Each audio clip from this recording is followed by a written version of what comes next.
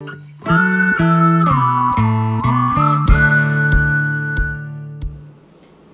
would guess that 8 out of 10 people receive this plant as a gift, like often as a host or a hostess gift, especially in the springtime, and they think, oh, how cute, and they place it on their countertop and they carry on with their lives and they forget about it, maybe they don't water it, and in a few weeks the flowers are faded and they just toss it, and they never really knew what it was and or whether it was even a real plant at all. It's a kalanchoe. Not Kalanchoe. Kalanchoe. You may have seen these in big box stores, grocery stores, supermarkets in the springtime and around the holiday seasons. These stores are flooded with unlabeled kalanchoe plants, usually in a cute container. So even though indoor plants is not really my shtick, I thought I'd do a video on these. You can grow them outside. They do fine outside. They're a full sun plant, but they can only survive winters, act as a perennial above zones 9. Kalanchoes are in the Crassulaceae family, the stonecrop family. Most plants in this family are kind of herbaceous, really hardy succulents. The jade plant, you may have heard of, it's a very popular succulent. That is also in the Crassulaceae family, FYI. There are so many cultivars of kalanchoes, okay? There's Kalanchoe familia, Kalanchoe Houtoni hybrids.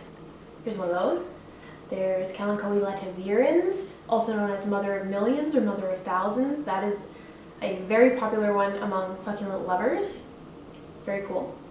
This one is Kalanchoe Blossfeldiana, and it's probably the most well known. It's commonly called florist's kalanchoe, supermarket kalanchoe, go figure.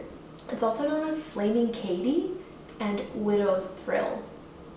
The flaming and the thrill really refer to the vividness of the flower color. The Katie and the widow part, I really don't know. Parts of this plant are poisonous, so maybe historically women were like using it to poison their horrible husbands.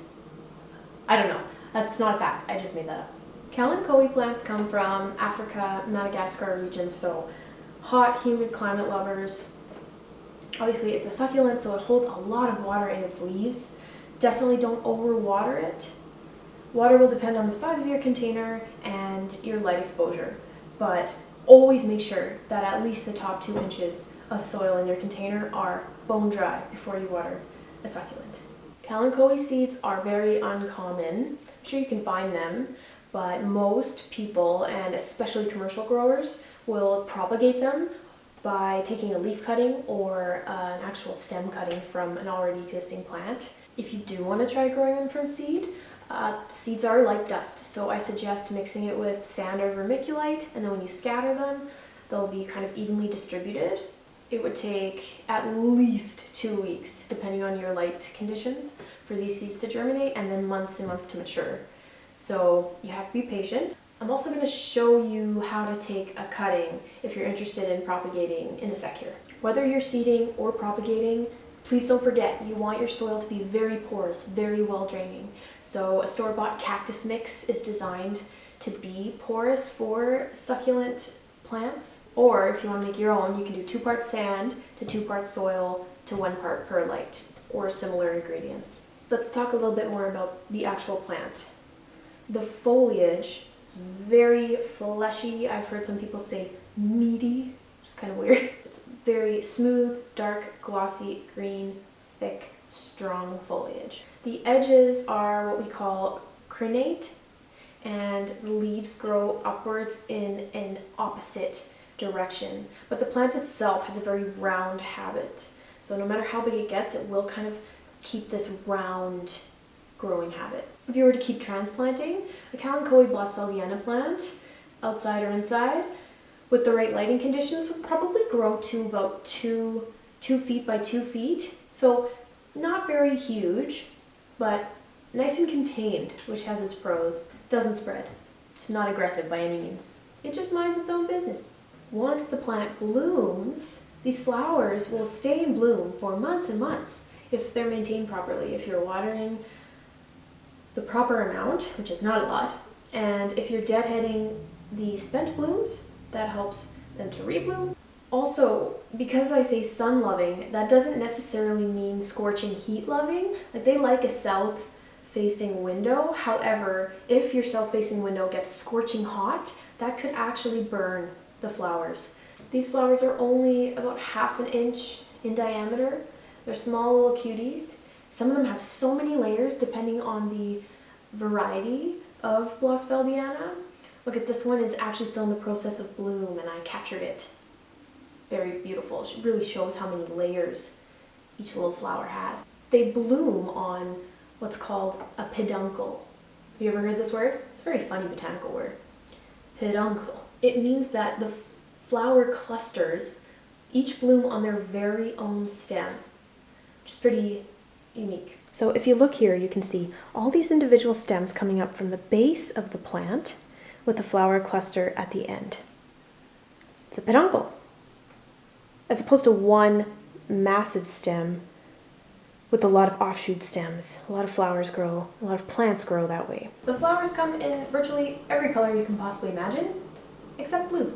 A lot of people tend to have trouble getting their kalanchoes to rebloom, or they're confused about fertilizer rules.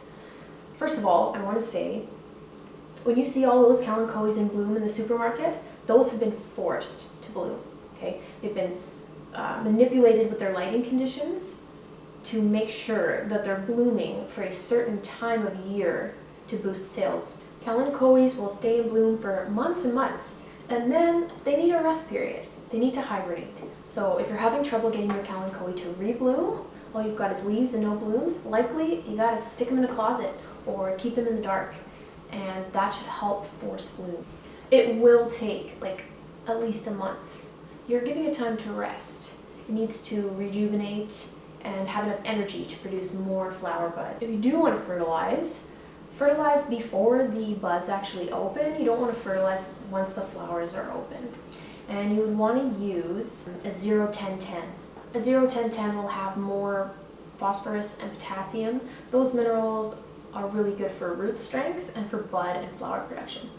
Okay, here's the propagation bit. I would never usually propagate from a plant this small. You want to wait till the plant is quite a bit larger, okay, because it's kind of hard on it. But I do want to show you. So if you're propagating by leaf, I'm just going to take this one by hand. You can use scissors, but you can just rip a leaf off, and then you dip that fleshy part in the rooting hormone just to prevent any disease and also to boost your rooting time to be a little quicker. And then you just dip it in your soil, cactus mix, very porous soil mix, and leave it there. Don't water it. Do not water it until you know that roots have been established. So maybe a month later, just kind of tug on it slightly, check on it. You can try and take it out. I would just kind of see if it has any anchoring. Like you can feel a little bit of a pull. That'd be a root establishing itself. Once the roots are there, then you can start to minimally water. The other thing you can do is take an actual plant cutting. You would take a stem. Again, this one's way too small for this, but I'm gonna do it anyway. So I would take scissors, take a little stem off, and then you would remove any leaves all the way up until the first node, because likely your roots are going to sprout out of that node. Okay, there's a tiny node here. The nodes will be much more prominent on a larger branch. And then you would dip it in the rooting hormone just like the leaf and bury it all the way into that node. And you would leave it there, same thing. You'd want to take the flowers off because you don't want energy going into the flowering. You're trying to get it to root, so no need to keep the flowers there. And within a month, that stem should also be rooting, and you've got yourself a new plant. It's really a silly pet peeve for me that nobody knows what kalanchoes are, so I urge you, when you go to the supermarket and there's a spread of kalanchoes, just, raise your voice a little bit, like you're talking to yourself, just be like, oh my god, look at all these Kalanchoe Blossfeldianas! And then, maybe 6 people are around and they hear you and they go, huh, what's a kalanchoe? They might think you're crazy, but you might teach them something. The other thing you can do, if you have a child, is use them for this, Your child's there, oh, Jimmy, look, Kalanchoe Blossfeldianas! Fantastic! Look at all these Kalanchoe Blossfeldianas! Kalanchoe Blossfeldianas! Or, alternatively, get them to shout it. right? Really little kids? Kids love shouting. And then bonus, you're also teaching your child to plant